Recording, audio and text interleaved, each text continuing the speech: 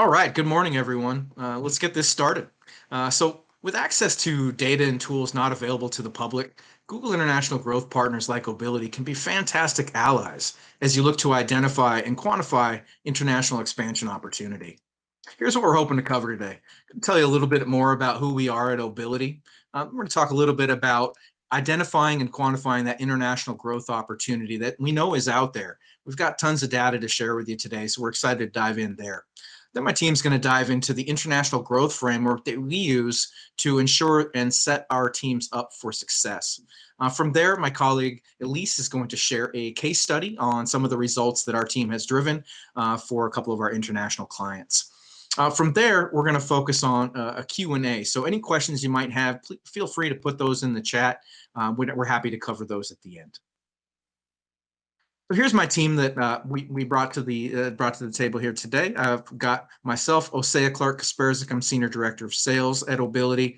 I've also got my colleague Caleb Buzas, who runs our paid search and display department, as well as Elise Lee, one of our senior paid search managers at Obility. Excited to have them with us here today to share some of their expertise.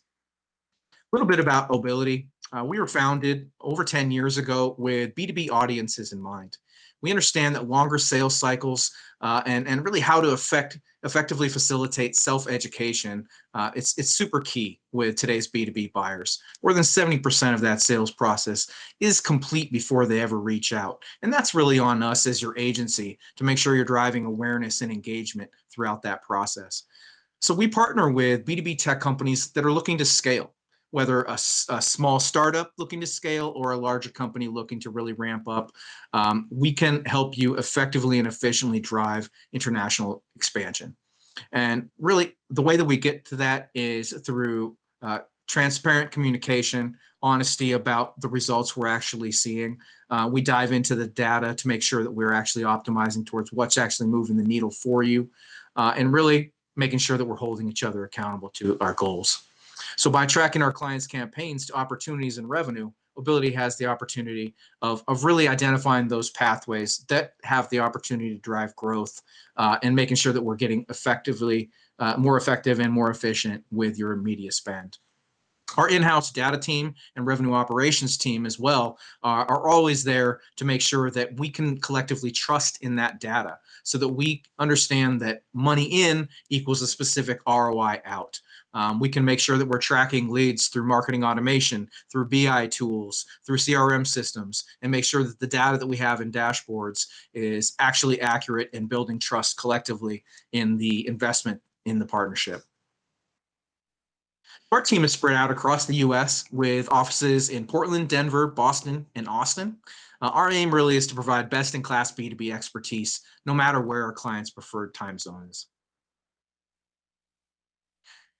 We work with some world-class tech companies at Obility with a wide variety of stakeholders, multiple product lines, and often global footprint. Each of them faces challenges and budget complexity that involves, a ton of different currencies, ton of different regions, and again, multiple stakeholders, and we can really help them navigate that complex environment. Many of these companies weren't always that way, though. Many of them started as local startups with small budgets and big dreams. Obility can support your growth from that level all the way through enterprise with complex global footprints and distributed teams and massive budgets. Before I hand it over to Matt Herrick, our amazing partner at Google, I'd just like to highlight performance that we've driven for our clientele in the past 12 months. Obility averages 11-to-1 pipeline to spend ratio. So that's for every dollar that you spend, including on our service fees, we're able to drive around $11 of pipeline opportunity for our clients. In terms of leads, we can of course turn that spigot on, but again, we approach that with quality over quantity in mind. So we're able to average around 220% increase in lead volume, all the while keeping an eye on the lead quality there.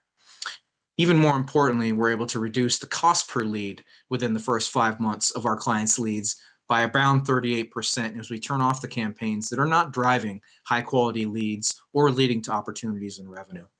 On the SEO side, our team is driving around 5.6% increase in organic traffic. And again, that's with a focus on lead quality. So now over to you, Matt.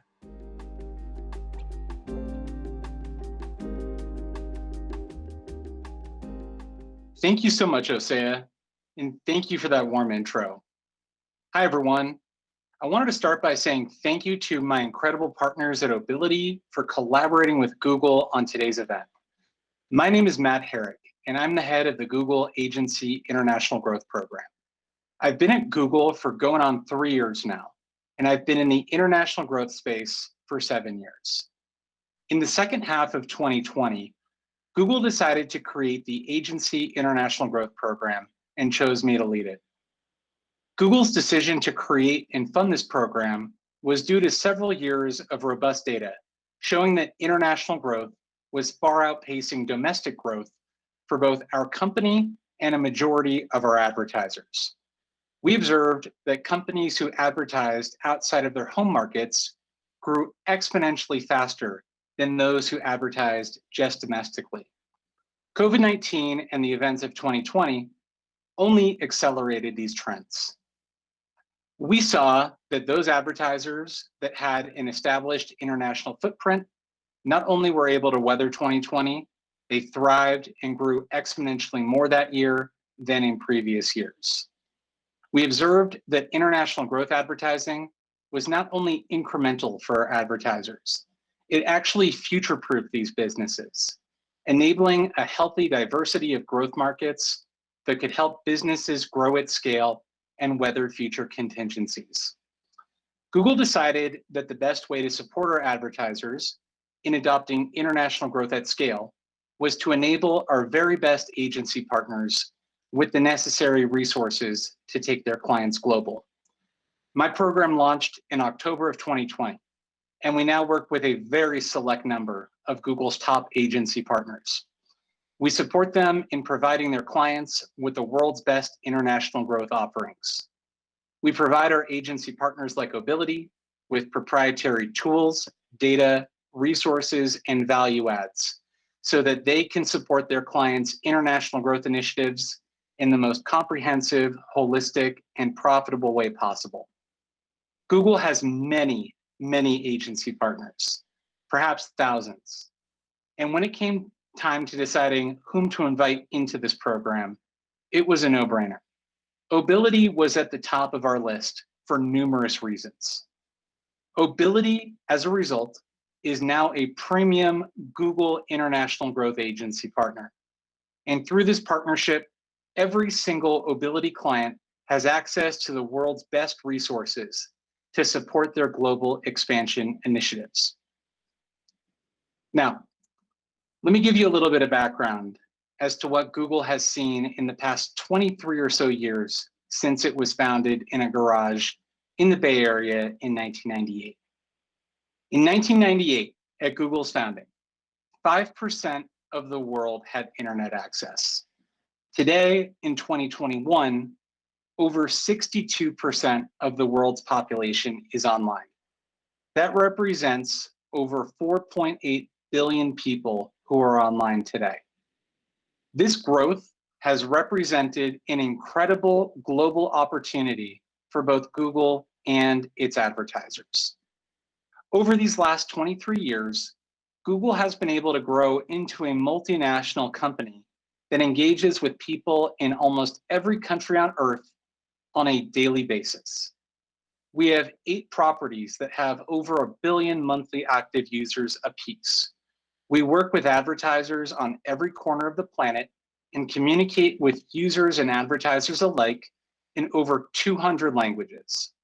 This scale and reach has enabled Google to weather the storms of 2020 and come out stronger than ever before.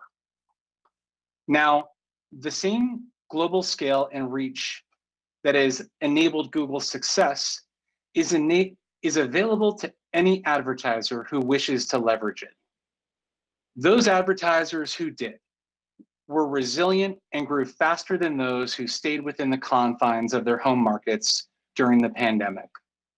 But for any business who chooses to advertise with Google, know this opportunity is just waiting to be tapped. We can see here that 35% of clicks for all US businesses come from places outside of the United States. This 35% statistic was measured right before the pandemic took off. Anecdotally, it's significantly higher now.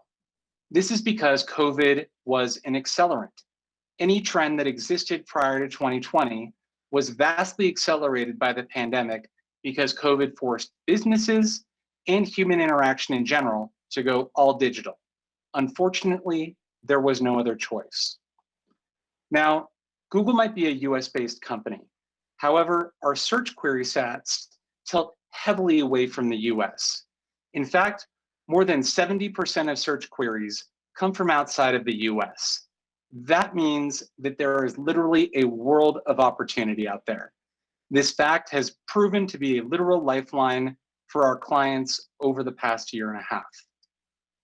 Now, I wanted to share one of my favorite takeaways from the pandemic period. This quote comes from Jason Spiro, who is the Vice President of Performance Media at Google.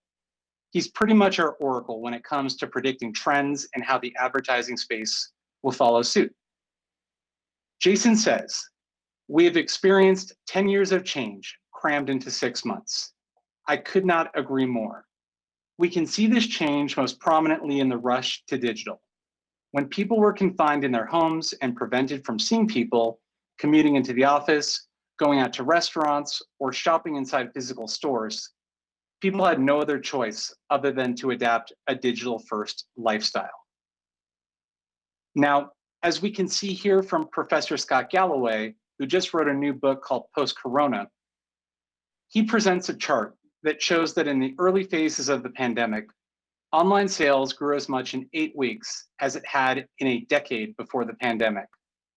As the whole world was forced into a digital-first world with a sudden ferocity when COVID was declared a pandemic, we find ourselves a year and a half later still working from home.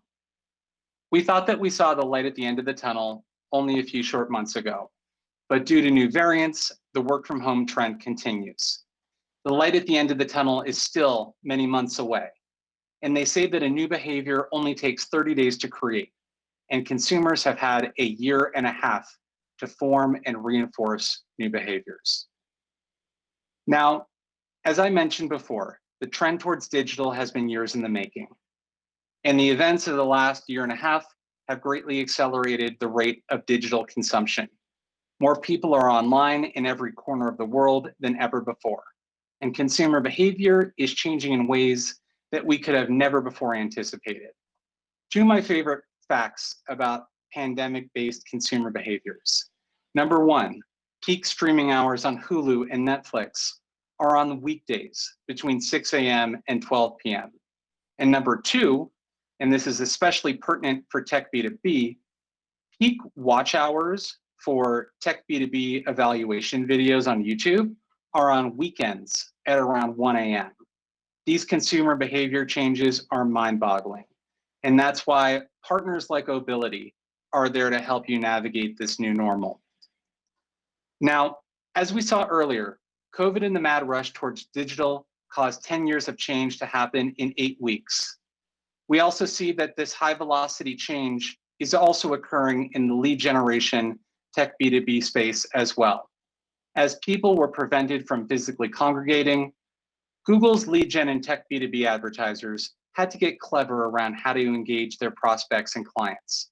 They could no longer rely upon tentpole customer conferences like Dreamforce, nor could they send their sales forces out to in-person meetings or expense account power lunches. Tech B2B was forced to go all digital too. More so than in many other industries, tech B2B was agile and nimble in this adaptation. Digital lead gen on platforms like Google, supplemented with virtual events like these, enabled our B2B advertisers to grow in spite of the situation. In fact, in the year 2021, we see that 72% of B2B marketers say that virtual events drive ROI greater than or equal to in-person events, and that 68% of B2B marketers plan to increase their budgets by 10% or more this year. And I can say, being at Google, this has been not only validated, but exceeded. Now, what does this all mean for international growth? The drive towards digital has caused more people to be online than ever before in the history of the world. With online sales rising and tech B2B advertisers forced to go all digital, at least for the time being, there has never been more competition to capture eyeballs and attention online. Now, competition is increasing as digital becomes the primary and only means of engaging consumers. So the question becomes, how can you continue to grow and grow efficiently and hopefully profitably as competition ramps up? How can brands also engage consumers who are growing more jaded and elusive? After all, we've all been online for 18 months and we're all getting jaded. The answer is going international. Going global allows your brand to reach new consumers who are already expressing demand for products and services like yours. Going global allows you to enter into high demand markets that have lower competition than the US and therefore lower ad costs. Going global allows you to diversify and future-proof your business. Should anything happen to the US market again, you're going to have well-developed markets to backfill your growth and volume from, padding your business from future unforeseen circumstances. And lastly, going global allows you to gain invaluable knowledge and experience. As you figure out how to position your product to the Japanese tech B2B decision maker, you're going to learn how to better manage your CX and adapt and tailor your offering to reach new consumers and wider swaths of potential customers. Now, as you develop nuances in your go-to-market strategy, that is going to broaden your product and services appeal to a wider and wider audience. Now, for Google, understanding this global opportunity has involved scaling quickly and capturing growth. We fully believe that if you lean into the international opportunity and do what it takes to develop your marketing tactics accordingly, you're going to see success early on. The Google International Growth Team was created seeing both this need and the large international demand for products and services. We started building our international growth team with language translation capabilities, as well as providing our customers with go-to-market experience in international markets, because cultural nuance is so important to success. We quickly realized that customers have not just marketing challenges, but also needed to solve for operational barriers to truly succeed. In order for companies to succeed today in the international space, they're going to need help with localization solutions. They're going to need help with tailoring their CX on both their landing pages and their websites for the international markets that they choose to expand into. This is a multi-dimensional challenge, and we've adapted our offering accordingly. Google is here to partner with Obility and impart all of our skills, best practices, and value-added services onto them so that all Obility clients can reap the benefits of going global. Now, as I mentioned earlier, Google's decision to create this international growth program was due to the multiple years of trends that we've been observing. COVID and the events of 2020 exponentially accelerated these trends, especially around international growth. Even though Google is a large company, we can't reasonably assist every advertiser of ours directly anymore. The demand is too great, and the decision was made to create this program and endow a very select number of Google's very best agency partners with every tool, strategy, service, and value add that Google has inside of our building. Now, we work with thousands of agencies, and we only had the chance to select a couple. Choosing Obility to partner with us was a no-brainer. Since inviting Obility to partner with us, I have been continuously impressed by this team's business acumen, their mastery of paid digital, and their integrated approach to customer success. I work side by side with the team at Obility, and I can personally vouch for their abilities to grow their clients and drive customer success and over-attain against customer business objectives. It's been an honor to work with the Obility team, strengthening the partnership between our two companies and drive customer success on behalf of Obility clients. I can say with certainty that if you're an Obility client, you are in incredibly good hands. And with that all being said, I'm now excited to pass the mic back to Osea and the rest of the Obility team.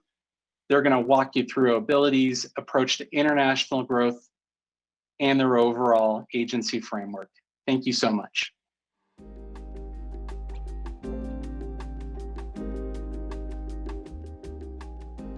All right. Thanks, Matt. Appreciate the partnership and the kind words. So while your marketing teams are rightfully focused on their existing efforts to drive awareness, engagement, and growth, Obility can work with Google to analyze global trends and parse the numbers to deliver expansion opportunities to your virtual doorstep.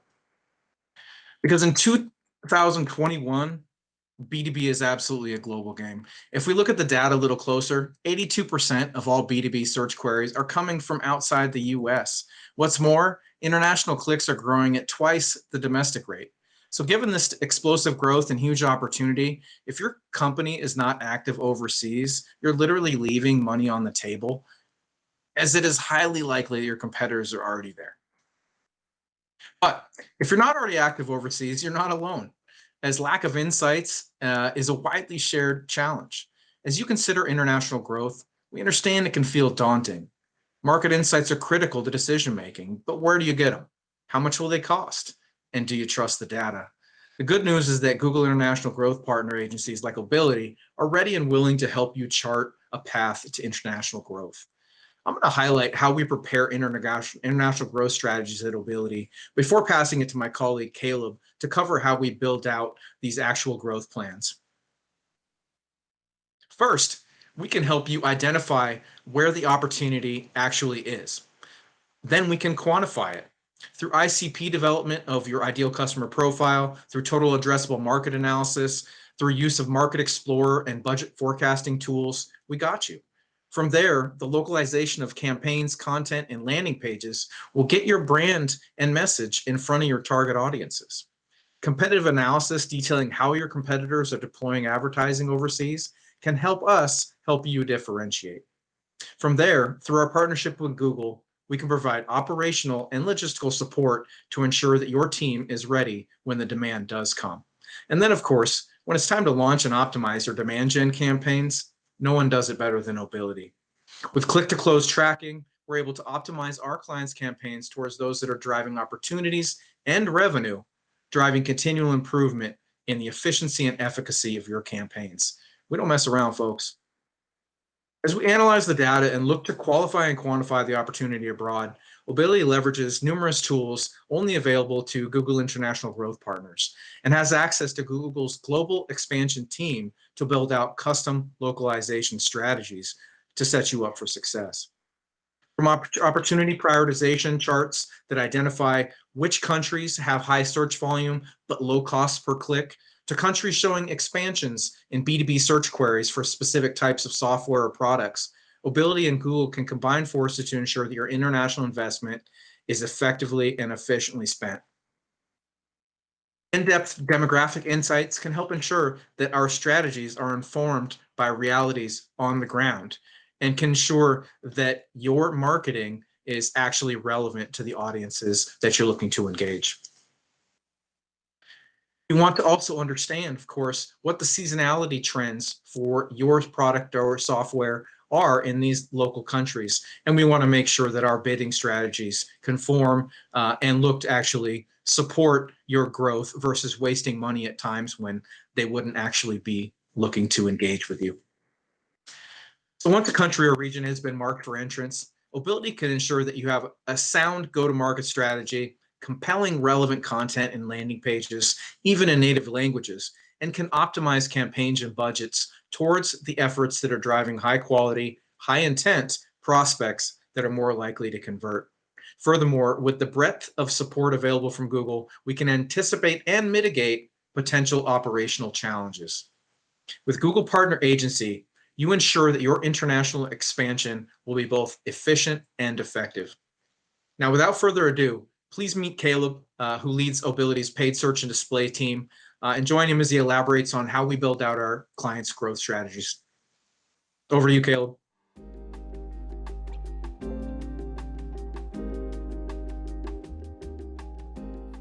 Well, awesome. Yeah, thank you, Osea, for the lovely introduction.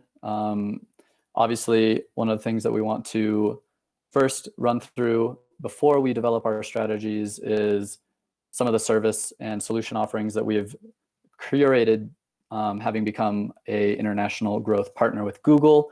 And then beyond that, some of our best practices within those core areas of export that will help drive success in a positive direction going forward. So I'm going to run through a bit of those and then pass it over to my colleague Elise, who will walk you through a particular example of how we've done an export instance with one of our clients. So as you'd expect, different cultures have different purchasing preferences. The chart here shows a couple different elements of that. For example, Germany, where 79% of users are more likely to buy a product if the information is in German versus a product without the native language. Another example of how this might impact B2B specifically would be in India, where 51% of business decision makers said live demos helped them make the purchase, as opposed to perhaps what you're traditionally doing in your B2B marketing program, which might be fully around content and lead generation through gated assets. Of course, attracting customers and keeping them is one of our primary focuses when we're working on international programs, given that a lot of times in B2B, you may not be directly associated with a target market that you're hoping to generate new business. And so the way that we can go about that is using our new acquired partnership with Google through this international program and their Get team to help operationalize your business so that you're actually ready and building the foundation for success prior to executing your campaigns. So I want to start with the high-level introduction of some of the core areas that we focus on when we're looking at business solutions in international markets. As an international partner, we've unlocked access to a lot of proprietary export solutions. The Get team specifically is the key player in this, in that they allow us to go beyond just managing your ad campaigns and provide consultation in areas that traditionally agencies operating out of a United States market couldn't provide in an international market. So not only can we help with localization and CX, we do offer additional support as a partner agency in logistics and payment systems. Granted, in B2B, these may not be the most prevalent, but I did want to highlight them just to show kind of some of the capabilities that we do have and are able to offer. But for the purposes of this, I'm going to primarily focus on localization and CX, which is where we found specifically the most impact for our clients. And on top of that, I do still have some best practices to show off for payments and logistics as well. But first, I want to kind of kick this off with why it matters. Obviously, when introducing international campaigns and trying to expand to additional markets, the core KPI is going to be new business, winning new customers. Beyond that, however, we're looking for ways to improve our marketing performance and scale these campaigns so that we're not just replicating what happens, in the United States, if you're already targeting that. We want to take what we've got in the United States and introduce it to a market outside that is going to understand it the way that they do. So the difference between kind of what we do in the US versus the UK may not be super drastic, but there are localization elements to consider, specifically around those four core pillars that I just mentioned. And beyond just improving our marketing performance, we're hoping to help achieve a lifetime customer value that is scaling effectively and not just generating one-time users that churn after a couple months or a year, depending on how long your sales cycle is. So I'm going to start with logistics and payments. Like I mentioned, they are not something that we traditionally have to worry too much about in B2B, but they are services that we do have the capabilities of providing consultation in. So just thinking about some of the best practices with what we've got here, understanding local expectations and clearly communicating those timelines is going to be one of the most important things you can do with regards to logistics in international markets. There's nothing worse than filling out a form or signing up for a demo or a free trial, and you go into it thinking you don't know exactly when the timeline of execution is going to be. And so making sure that that is blatantly honest in whether that's your landing pages, your ad copy, or within the sales process after the ad click is going to be very, very important. Beyond that, there's a couple other things that are key to consider, such as prioritizing the products and solutions that are going to have the greatest demand in your global export markets. You don't necessarily want to introduce a product where there isn't a lot of demand. And I think that is a little bit of an intuitive statement, but you'd be surprised how just taking what you've got and trying to inject it somewhere else doesn't always work. Beyond that, ensuring you can meet demand is of the utmost importance. It's great if we can generate leads outside of your core operational market, whether that be the United States, whether that be somewhere in Europe or Asia, etc. However, if you're not able to actually fulfill the new demand that you're creating through advertising, you're going to have a lot of problems, and it's actually going to create kind of a bad taste of your brand within those local markets. Beyond that, we'll be thinking about how to partner with local suppliers, given that you're going to need a lot of business relations within those markets to curate or, to effectively serve the target market that you're generating these leads in. And using local suppliers is a good way to generate a lot of brand recognition as well as awareness amongst a local community. Beyond logistics are payments, which again, given that we operate with a longer sales cycle in B2B and traditionally don't do direct sale, this is not necessarily the highest priority for a lot of our clients. However, it is something that we can provide consultation on. The main area that we like to focus on specifically is ensuring that you're using the right payment methods or priority payment methods for a given target market. If you don't actually work with a specific credit card company, for example, that may be the most prominent credit card company in a different country, that's going to be a pretty obvious barrier to entry for you. So understanding what the priority payment methods are in your new target geos is going to be of the utmost importance if you are a form of direct sale or doing business in different currencies. Beyond that, we've had an influx of what we like to call at Obility B2B to C. So business to business companies that operate as business to consumer, or where they perhaps sell individual units of a product, but in reality they're looking for wholesale deals. Oftentimes, if you don't meet the refund expectations or have a appropriate refund policy that's obvious on your site, it's going to be a reason that people are going to avoid your product. So making sure that you're complying with kind of the local expectations there and developing a policy or a process around how you're going to fulfill refunds, as an example, is going to help generate your business and take it to the next level. And then beyond that, making sure that you're able to, similar to logistics, fulfill those business requests. So if somebody buys one of your products, are you going to be able to distribute it? You're going to want to have vendors in your pocket that are able to help provide the product available, as well as working with local payment vendors to produce an appropriate payment solution for your company.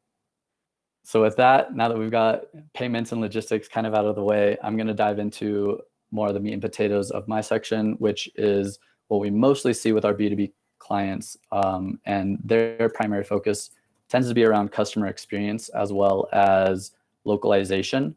They do kind of go hand in hand, so kind of take these with a bit of a grain of salt. They're not necessarily unique to each other, but they kind of work together. But when we think about customer experience, it does help to optimize your strategy and perhaps your website to the local market. So beyond just having a translated website, making sure that you're able to provide support in these target markets is going to be very important, because 9 times out of 10, somebody's going to be reaching out. And if they're not able to get the answer that they need, it's going to be a loss of business. Beyond that, there's some kind of best practices around incorporating FAQs, knowledge bases, and providing different support channels that are unique to the local markets, because local markets often have unique questions or unique issues that they need solved. And so making sure that you're adhering to those without, just doing a plug and play strategy where you just take what you've got in your US FAQ and paste it on another country domain, subdomain, that's going to be wildly unsuccessful in comparison to customizing it towards your target audience. And then beyond that, we think about the customer journey and the user journey quite frequently in B2B. Obviously, you want to remove as many barriers to entry as possible and any sort of friction. This could be differences in forms, or perhaps differences in your nurture settings on the back end with regards to whether an email comes in from a specific domain. These are going to be really important just to make sure that you're addressing your target market and treating it slightly differently rather than applying a one-fits-all kind of strategy. So when we think about why CX matters, there's a significant loyalty and brand implication that comes from poor customer experience. The first stat you'll see here is roughly 60% of global consumers have stopped doing business with a brand simply due to a poor customer experience. And that one time can ruin a lot of lifetime value for you. Beyond that, again, transactions are not necessarily super important in B2B, but a lot of consumers will abandon their transactions if they're not able to get the answers that they want quickly. And so making sure that we're both curating our experience towards the markets that we're targeting, as well as answering their questions and fulfilling their needs at the same time while they're going through the buying process or the selection process even, is going to really generate a lot more success in the long term. Beyond that, there's quite a lot of data with the rise of chatbots and just general browser notifications that customers will, utilize real-time assistance from those different facets. And most of the time they actually expect to. And so if you're not able to curate that kind of real-time customer service, you're potentially missing a lot of business and leaving a lot of money on the table. When we look at some of the top features in order to boost conversion rate and drive quality leads and retain customers, you can see some of the core elements that we think about when we're introducing, some CX recommendations as a international strategy.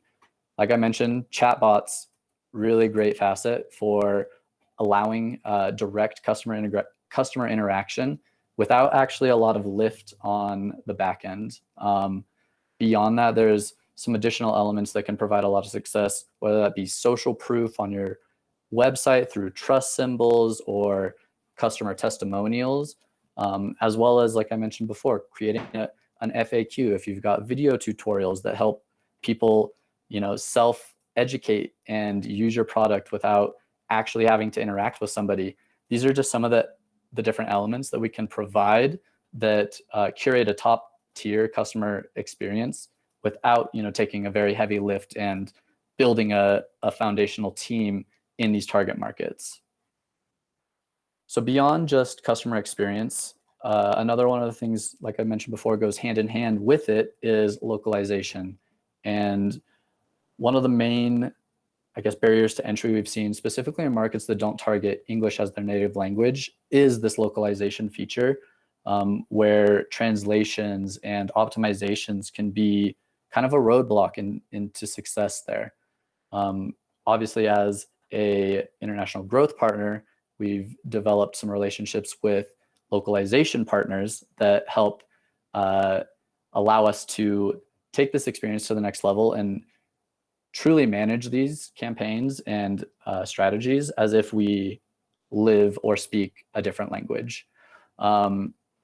So one of the main things we think about when we're looking at best practices for localization is going to be making sure that we're translating priority content that suits our target market.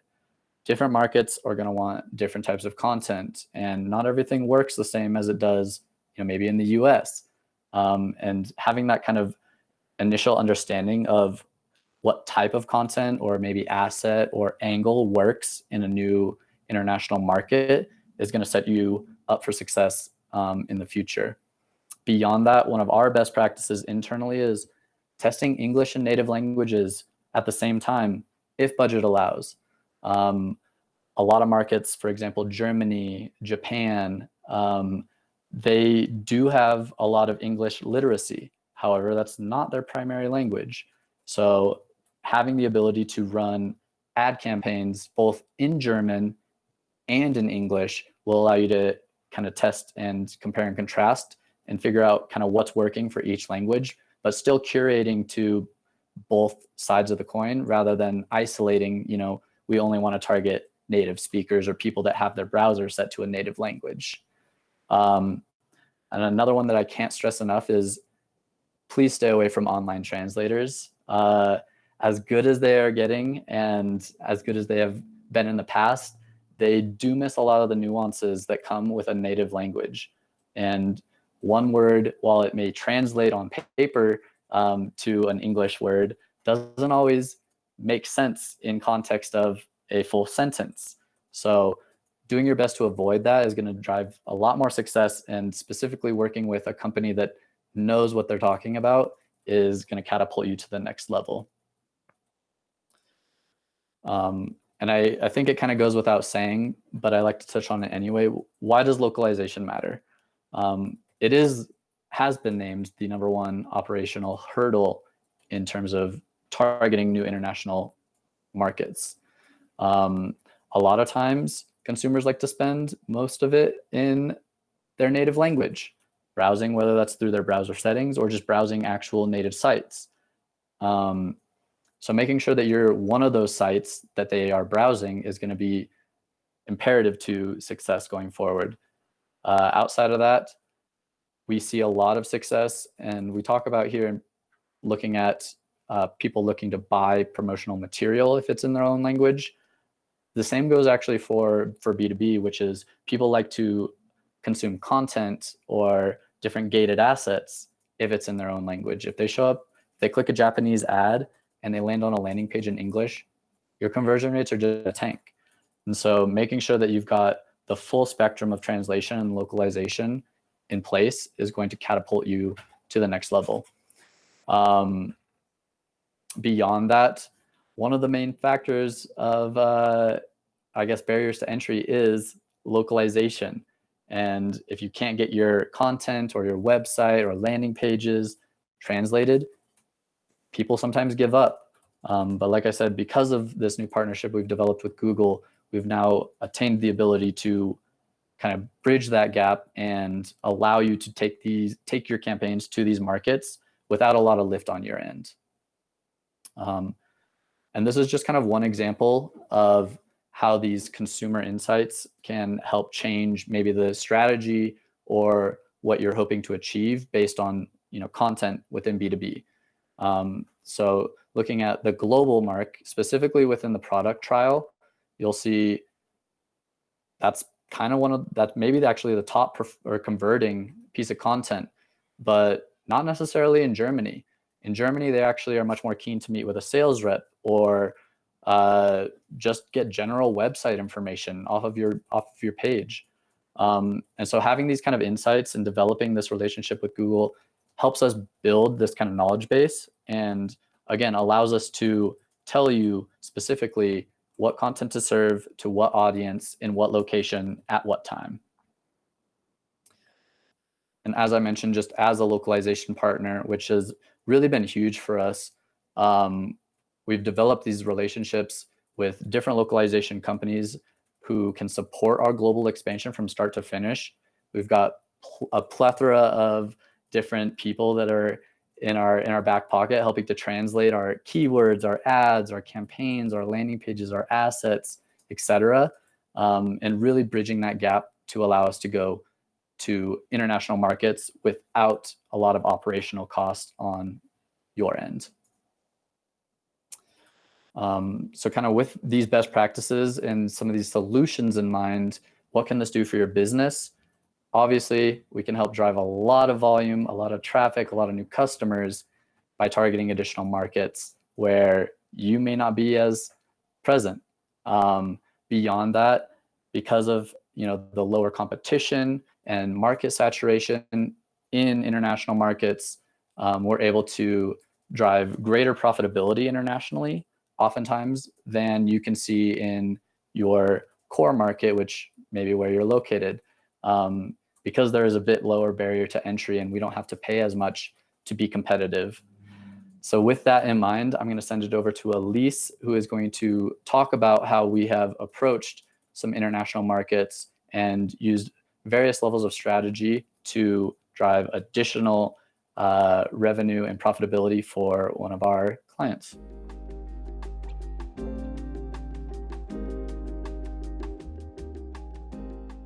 Thanks, Caleb. So let's get into a real world example here. So we had a B2B client in the hosted data storage vertical come to Obility seeking out international campaigns. So they didn't have any specific requests in terms of countries to target or strategy.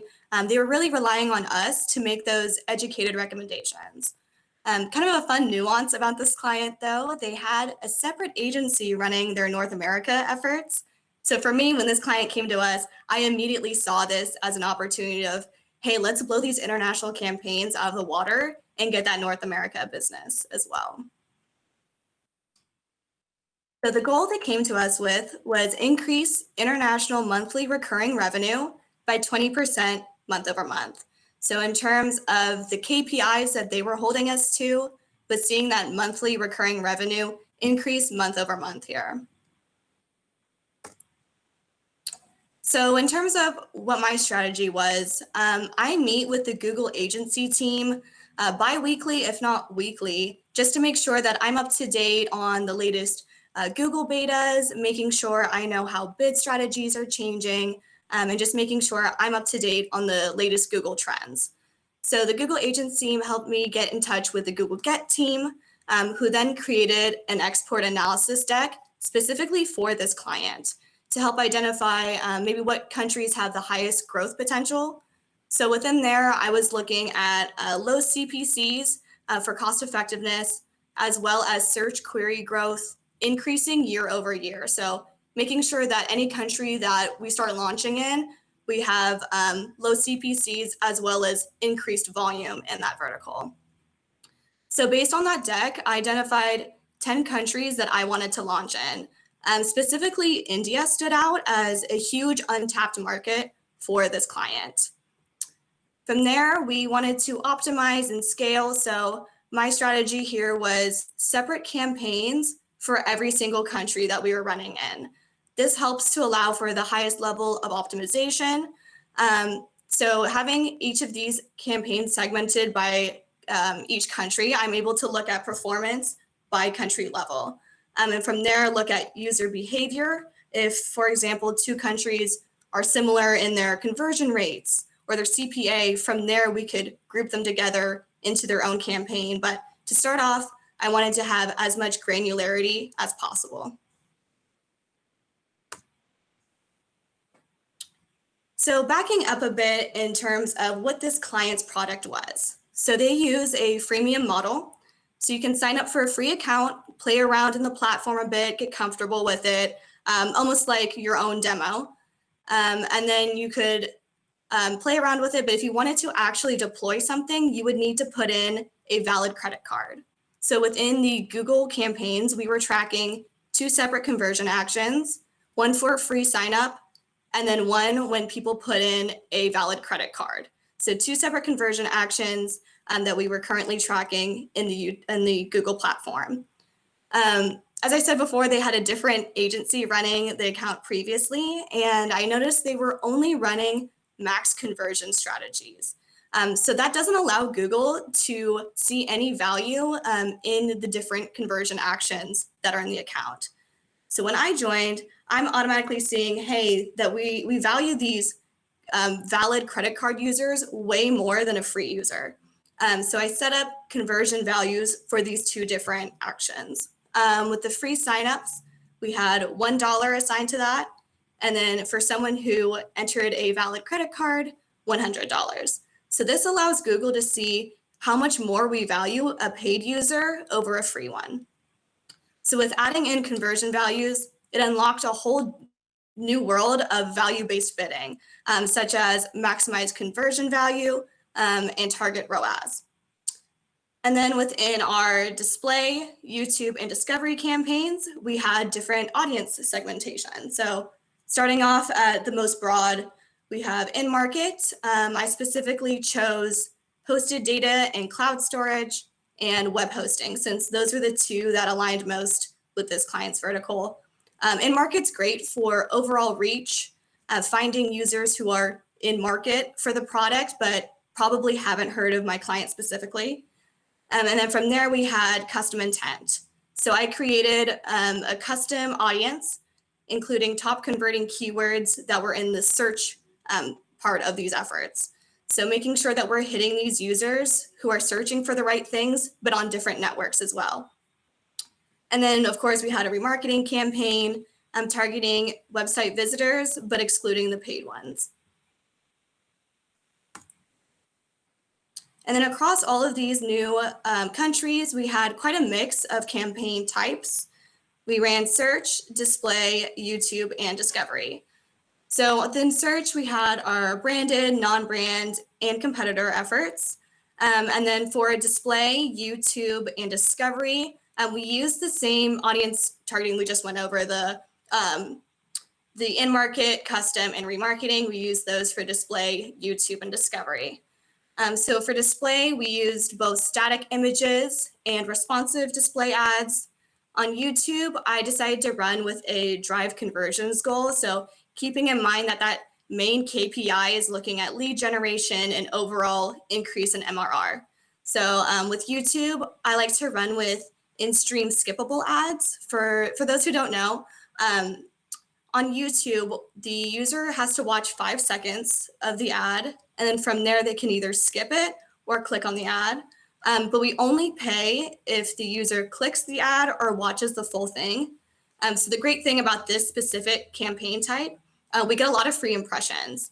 So it kind of serves as lead generation, of course, that's the main goal, but also getting those free impressions as well. And then discovery is a new channel from Google. Kind of think of it as display in terms of how the ad looks, but these ads are able to show on the Google Discovery app, which is available on both Android and iOS devices, as well as YouTube and Gmail. So we're launching campaigns across all of these different networks. So after 1 month of me coming onto the account, our overall conversion rates improved by 114%. Our paid user conversions increased by 110%, and that overall cost per conversion went down 40%. So honestly, exceeding my expectations for these efforts. One thing to highlight here was discovery campaigns actually were the lowest CPAs across all the different campaign types that we were running. So that was kind of an unexpected highlight here. And then in terms of the audience segmentation, comes as no surprise, but remarketing was the top winner in terms of highest monthly recurring revenue out of all of these international campaigns. So for the overall results here, India actually was the top driver of monthly recurring revenue and ended up raking in 30% more than all of our European campaigns. So since our launch in April, international MRR has increased by, on average, about 120% every single month. So really blowing that 20% month over month goal way out of the waters here. So as a result, we ended up actually winning over the client's North America business, which was a huge win. And we do have MRR tracking now in our reporting even. So the client's able to see at the campaign, ad group, ad level, and even keyword level, the MRR that is driven from each of those. So if we have a specific ad, you can then see it generated X amount of MRR, which has been great in terms of kind of figuring out where to reallocate budgets to. Something we have noticed is a campaign might look great on the front end in the platform, has great conversion rates, but then when we follow it all the way through the funnel down to MRR, that ROI isn't quite there. So having a full picture has really helped optimize this campaign to its best point. So that being said, we have yet to hit the ceiling here for international growth. There's plenty of Google Get Team services that we have yet to utilize. As Caleb spoke to, localization is a huge thing that we are about to launch, looking at some native language campaigns to expand the account, as well as using the Google Get Team creative services. They have an option to create YouTube ad videos. So that'd be nice to kind of get a refresh of creative for that, as well as competitor analysis, seeing how our search impression matches up to our competitors. But hopefully you'll join us in seeing similar results for your companies as well. With that being said, let's open it up for some questions.